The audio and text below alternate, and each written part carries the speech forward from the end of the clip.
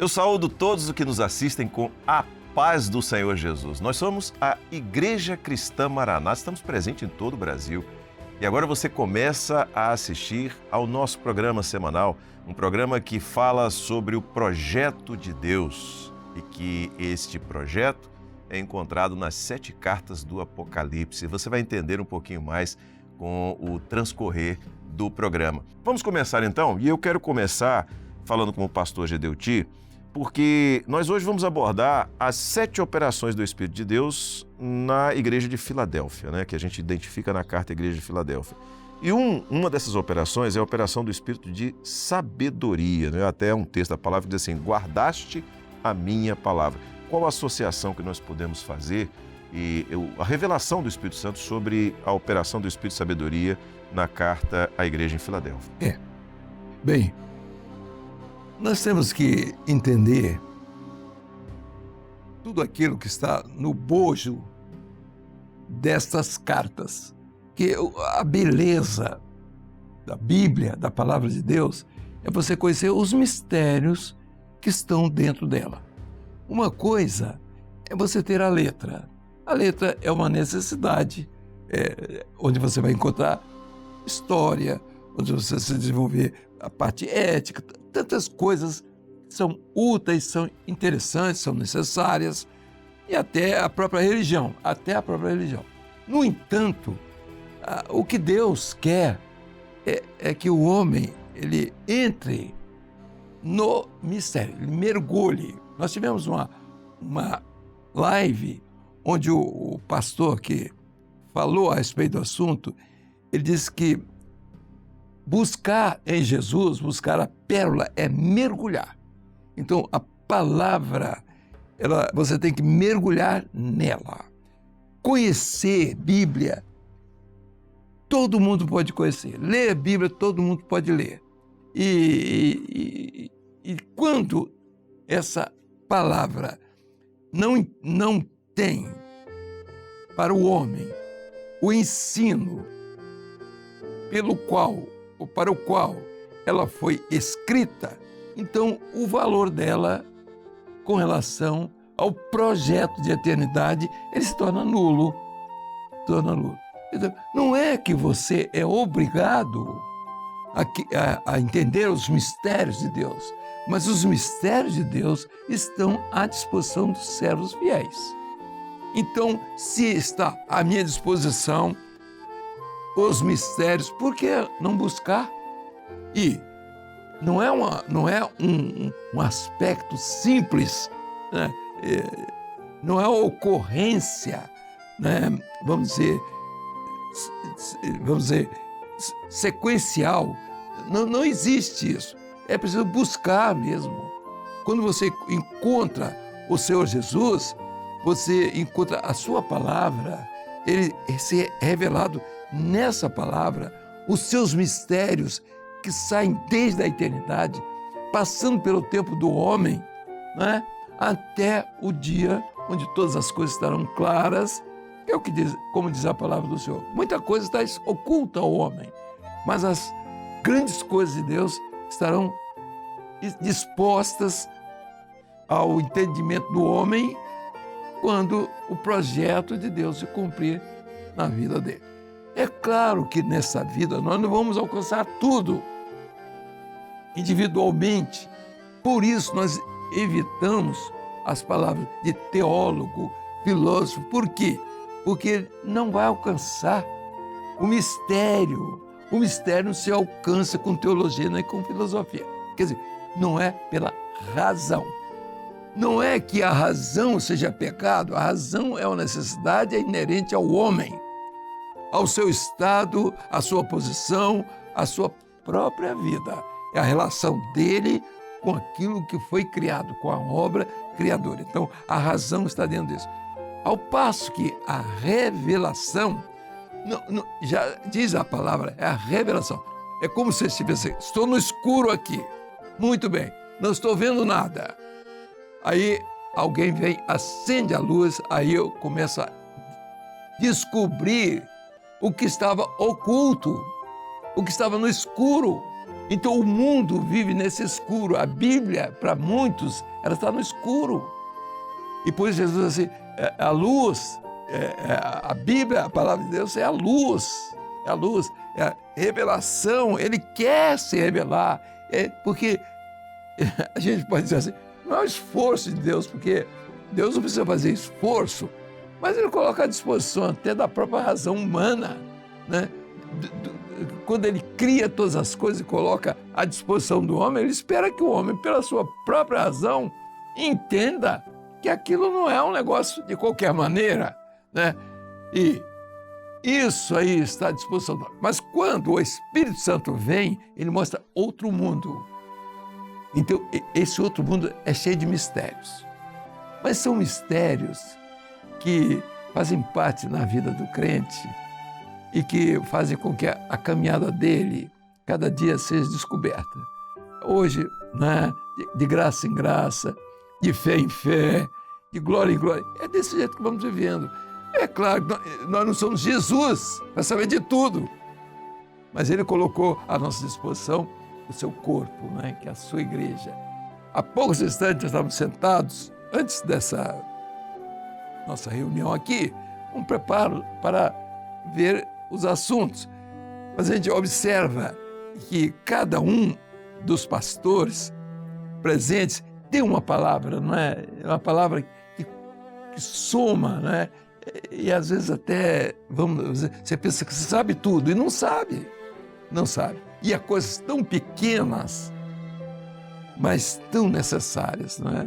As coisas do Senhor são pequenas, aparentemente, mas elas são extraordinárias que dizem respeito à vida eterna. Bom, isso é um aspecto.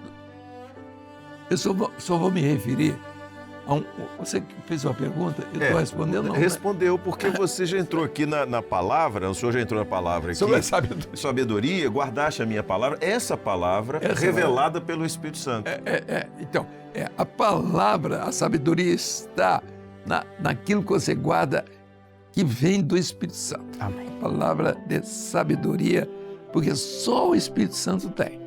É aquilo que o pastor falou, é o mistério, os mistérios que estão ocultos nessa palavra. Uma coisa é você ter Bíblia, você lê e tal, você gosta, a Bíblia é um livro que faz bem, né? E às vezes você nem sabe, mas está sendo abençoado. Mas o mistério você precisa descobrir ali. É uma sequência, né, profética, onde você vê o começo e vê o fim das coisas. Isso é que é importante. Não um versículo, você está com esse versículo aqui, esse versículo diz coisa. Isso é importante, mas a palavra é completa, o mistério é completo. Por isso, o nome pelo qual ele se chama, lá no Apocalipse 19:13. Aqui está a nossa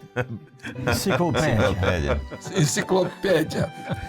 Apocalipse 19:13. E diz o seguinte: Jesus é a palavra, ele é o verbo. Então, o verbo, nesse caso aí, é uma ação que não tem fim. Glória a Deus. E não teve começo e não tem fim. Então, tudo que Jesus falou tem que ser levado em conta. É por isso que você pega uma parábola e você não pode ficar pensando que aquela parábola é simplesmente... Nós vamos tratar do assunto de texto e de contexto, porque está no contexto. Isso é uma tolice muito grande. A beleza da parábola não é o contexto histórico, social, político, mas o profético. Amém. Então as pessoas entram nesse contexto semântico e começam a rolar aquilo. E muitas pessoas gostam, mas isso não edifica a alma. Vou voltar aqui ao assunto que eu gostaria de tocar hoje. Mas esmir na primeira carta, nós vamos encontrar Esmirna foi sinagoga de Satanás? Não. Sinagoga de Satanás. Carta Esmirna, segunda carta. Na segunda carta, fala a respeito daqueles que eram chamados sinagoga de Satanás. Então, por que sinagoga? Sinagoga era onde se reuniam os judeus. O que os judeus pregavam? Eles pregavam a lei. O que era a lei? Era antes de Jesus. A salvação não era, então, pela graça, a salvação e nem pela fé. A salvação é pelo esforço humano. Então ele mostrou que isso não funciona. Então o Novo Testamento veio mudar completamente aquele pensamento, aquela doutrina que para o Novo Testamento não tem valor. Então, quando os judeus se converteram, alguns judeus que tinham se convertido, outros que aderiram, eles não entenderam que tinha que ser uma mudança. Inclusive, na discussão do Concílio de Jerusalém, a discussão era Pedro e Paulo. Eles diziam, Pedro, que negócio é esse? Você é judeu, não é? Porque ele não queria, ele entendia, Pedro, que a salvação era para os judeus. Né? Quando ele foi enviado, né, alguém para falar com ele, ou quando ele teve as experiências, a própria experiência da salvação, onde muitos que eram judeus, elamitas, da Mesopotâmia, que estavam lá, ouviram a palavra e aceitaram. Mas Pedro resistia, porque ele achava que a salvação era só para os judeus. Aí vem a visão do lençol com aqueles animais assim. Cornélio. Mata e come. Não, os animais. Quando ele vai para pregar para Cornélio? Quando ele vai pregar para Cornélio. E Cornélio era gentio. Entendeu? Então ele diz, não, o que eu vou falar para o gentio? Não é? Aí disse, não, Cornélio, não danifique aquilo que foi purificado. Então o Senhor não estava mais fazendo questão de raça, porque ele já tinha tratado com aquele povo. O que ele tinha de fazer, ele tinha feito. Agora era com o mundo inteiro. Então, sem medidas, não é? Então, é a igreja chamada universal. Mas veja só, a sinagoga de Satanás ali, ela tinha no meio uma turma que entendia que devia guardar sábado, que não podia comer isso, não podia comer isso. Aí Paulo diz assim, escuta uma coisa, você é fraco, come legumes. Quem é fraco espiritualmente, ele deve comer legumes mesmo. Eu não acho nada demais, ninguém acha também nada demais. Hoje até o vegano, né, todo mundo, né, essa comida, né? Só que isso não leva à eternidade.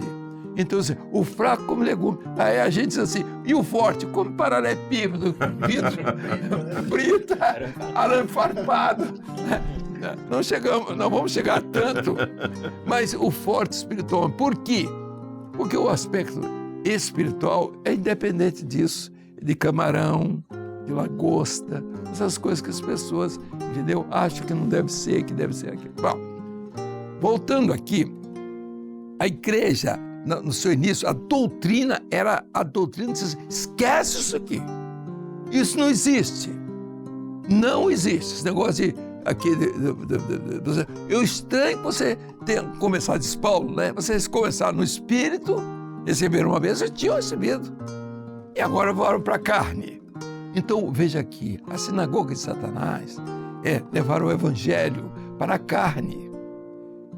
Aí você pega, agora, saímos de lá, o negócio veio, a dificuldade entrou na vida da igreja, esse tipo de doutrina, ensino, e a pessoa não sabe se guarda isso, se não guarda aquilo, se vai guardar, vai para o céu, se não guarda, vai, também não vai. Uma confusão de gente mesmo. Mas veja só, quando chega aqui agora em Sardes, aí você vai em Filadélfia, você vai encontrar a mesma sinagoga de Satanás. A mesma. Mas agora quais são os participantes dessa sinagoga? São os nóias. Os nóias da religião. O anátema e o apóstolo. Se você vê os dois conversando, você não sabe o que é pior. Entendeu? Você não sabe. Então, eles não têm uma mensagem para a igreja. Eles querem falar mal. Eles querem desfazer do projeto. Por quê? Porque a função dele, o anticristo, ele conta com esses dois elementos. Um para dentro da igreja, outro para fora. O de dentro, ele nega tudo que ele teve. E esse é o perigoso. Então, nossa preocupação não está com a tradição, não está com o ser fora. Não! A nossa preocupação está no nosso meio. Porque aqueles que já disseram, falaram tantas verdades, depois de que tudo que ele falou de verdade é mentira. E ninguém sabe se a mentira que ele está dizendo agora é a verdade. E eles são capazes disso. Por isso que a fé, ela não se apoia em pessoas de pouca personalidade. A fé, ela, na vida do homem, você pode até negar essa fé. Você pode ir para o mundo negando desse jeito. Agora, você dizer que você teve uma experiência, depois dizer que você não teve, isso aí é um negócio muito sério. É uma questão, não é, que precisa ser levada em conta sobre determinados aspectos. Mas vou terminar aqui. E eu vou deixar aqui. Olha aqui. O anátema e o apóstata fazem parte desta sinagoga. Não é só que guarda isso aqui ou que deixou de ser aqui. Não é. A sinagoga agora é um conjunto, porque aquela primeira, ela já colocou o negócio, come isso, come aquilo. Funcionou lá para eles. Mas para a igreja, de certa forma, fiel, não funcionou. Mas agora entra outra vez, querendo desviar o projeto da revelação para a religião. Então ele deixa aquilo que é do espírito de fé e coloca aquilo que é do homem, da razão. Filosofia, teologia. Quando você fala filosofia e teologia, você não está falando mal de filosofia nem de teologia. Isso existe, é parte do homem, só que não transcende, não leva o homem à eternidade. Então, o Espírito Santo não conta com a razão do homem para explicar o que ele faz. Ele faz sem pedir explicação. Isso que é importante. Então tem que fazer a diferença que nós estamos lutando todos os dias batendo. Razão e revelação. Ciência e fé. Verdade relativa, verdade absoluta. Então, uma série de coisas. Religião, revelação. Salvação, vida eterna. Então, a diferença é enorme. Eu vou parar aqui, porque senão eu vou tomar o tempo todo. Vamos seguir. Bom, Pastor Edson, sempre você faz uma abordagem e contextualiza esse momento do ponto de vista histórico. Bom, eu vou falar hoje de um pós-reformador, né? Desse período ainda de Sardes para Filadélfia. Um homem que foi muito importante, eu creio assim que ele fez a transição, né, nesse período. Ele é muito pouco falado, né? Eu já falei aqui uma vez, ele é holandês. Eu vou falar dos holandeses porque eles tiveram uma influência no Brasil. Vou falar aqui um pouquinho disso, vou ser breve. É Jacó Armínio. Ele era um holandês e há uma teoria ali do arminianismo, né? E por que ele foi importante? Porque vinha ali os anabatistas, batismo nas águas, aí um grupo que batiza criança, aí um grupo veio o Calvino da predestinação, e esse Jacó Armínio, ele viveu de 1560 a 1609. E o que ele diz? Olha, a pessoa tem um livre-arbítrio. Jesus, primeiro diz assim, Jesus morreu para todos, não é só para uns e outros que foram predestinados, não, ele morreu para todos. Todos têm o direito de aceitar. Depois ele diz assim, que ele fala de eleição, uma coisa que nós falamos de eleição, ele fala a eleição, a pessoa é eleita, mas ela pode dizer não à eleição. A pessoa tem um livre-arbítrio de dizer não à eleição. E aí ele afirmou uma coisa, a pessoa pode perder a salvação. Então, ela precisa se manter no Senhor, não há uma predestinação. Então, ele veio contrariando Calvino. Nós vemos lá os irmãos Wesley, que levaram isso adiante, e até os pentecostais têm muito disso, né? O livre-arbítrio, a pessoa continuar na fé. Mas eu vou só falar rapidamente a influência dos holandeses no Brasil. Maurício de Nassau, né, os holandeses que ocuparam lá Recife durante lá o ano, ele foi governador de 1637 a 1644, Maurício de Nassau. Qual é a importância dos holandeses no Brasil? Eles trouxeram os protestantes e eles fundaram a primeira igreja protestante no Brasil, nesse período, de 1537 a 1644. O nome da igreja era Igreja Reformada Holandesa. Só que daí houve lá aquela guerra, né? Houve aquela guerra, a insurreição pernambucana, né? Uma revolta, né? E aí os holandeses foram expulsos e essa igreja que tinha, eles pregavam em holandês e pregavam também no Tupi-Guarani.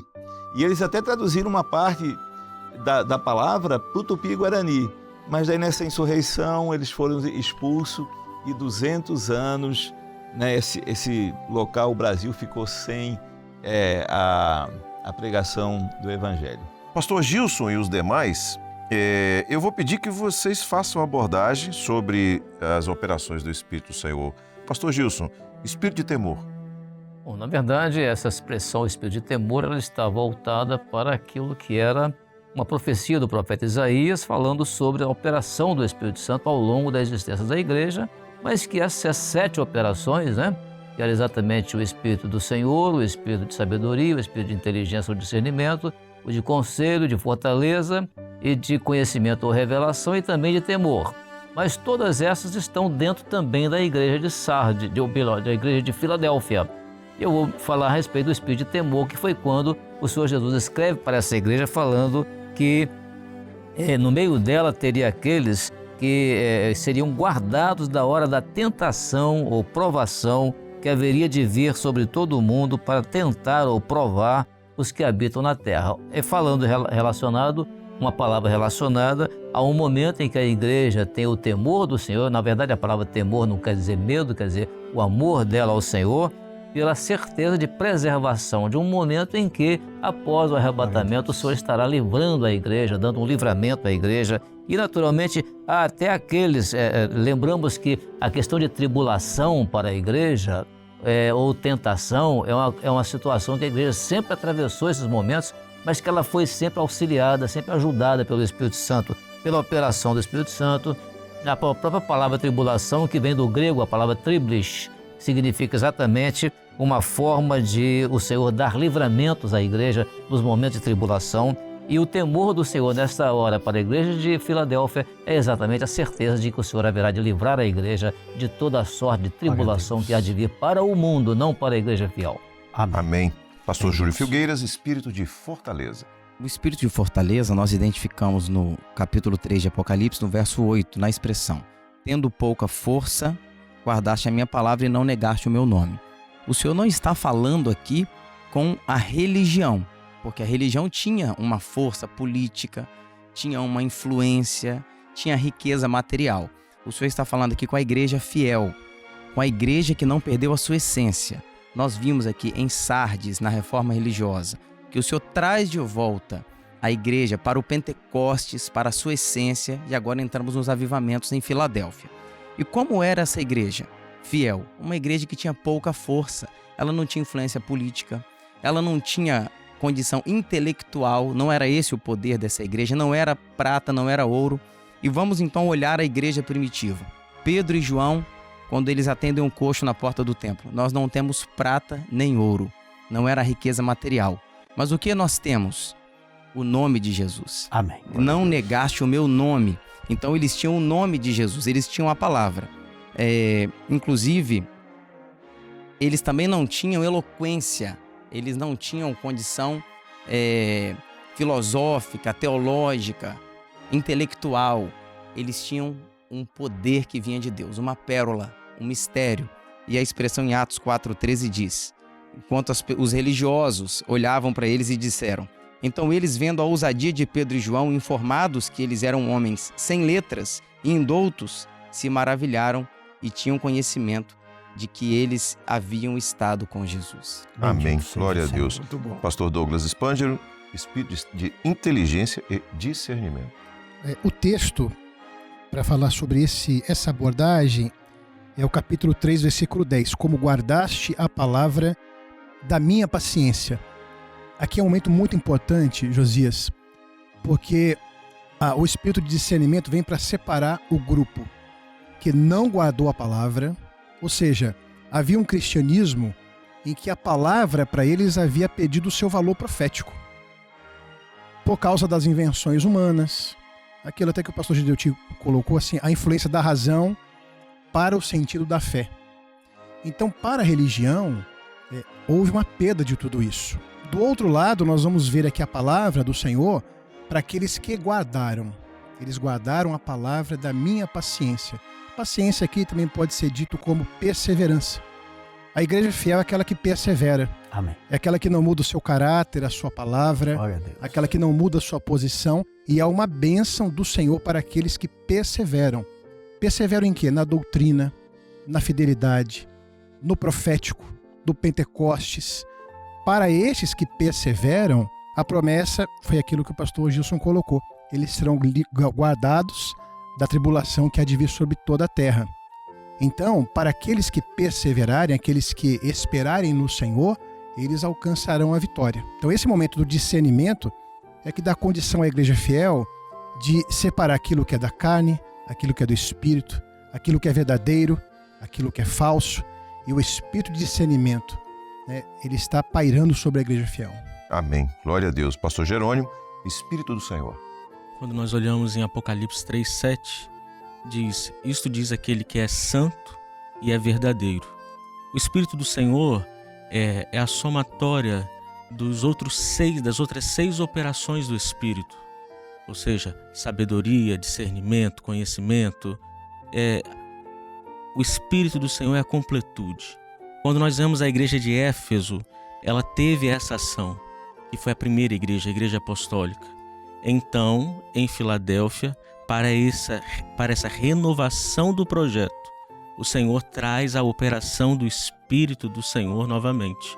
Porque apenas o Espírito do Senhor pode trazer de volta aquilo que o homem perdeu, aquilo que ele concedeu em Éfeso. E a igreja infiel acabou desprezando somente o Espírito do Senhor para trazer de volta. E trazendo de volta também a vida da igreja apostólica. Porque, como o pastor Douglas começou a citar, Atos 2:42, e perseveravam na doutrina. Amém. E até é uma característica nossa, porque perseverar é continuar, é não desistir. Nós estamos perseverando na doutrina. Amém. O que os apóstolos viveram, a igreja de agora vive também na comunhão, que é o legado da morte do Senhor Jesus, pelo seu Espírito Santo, no partir do pão, que é corpo, a bênção do corpo, e nas orações. Sem oração nós não vencemos neste momento. Amém. Pastor Sérgio Souza, para encerrar, Espírito de Conselho. Que está no verso 11 do capítulo 3 e diz: guarda o que tens. Guardar é conservar, não abrir mão, lutar por algum valor que o Senhor nos deu. O que temos, o que a igreja fiel tem. Tem promessas, tem batismo com o Espírito Santo, tem dons espirituais, palavra revelada, tem a direção do Espírito Santo. O que nós temos livramentos, temos os recursos da graça, as armas celestiais, a armadura de Deus. Então o conselho do Senhor é: guarda aquilo que eu tenho te dado. Renuncie ao mundo. O maior valor que existe é o Senhor Jesus, é a sua salvação, é a obra do Espírito Santo. Com um detalhe, nós guardamos não é porque temos mérito ou condição humana, mas porque o Espírito Santo age e ele nos dá essa capacitação. Muito bem, nós temos que encerrar. Me despeço de todos com a paz do Senhor. E você que está nos assistindo, semana que vem, se Deus quiser, a gente está de volta. E você consegue acessar esse programa, todos os anteriores e muitos outros conteúdos no nosso canal no YouTube, tá bom? Deus abençoe, a paz do Senhor.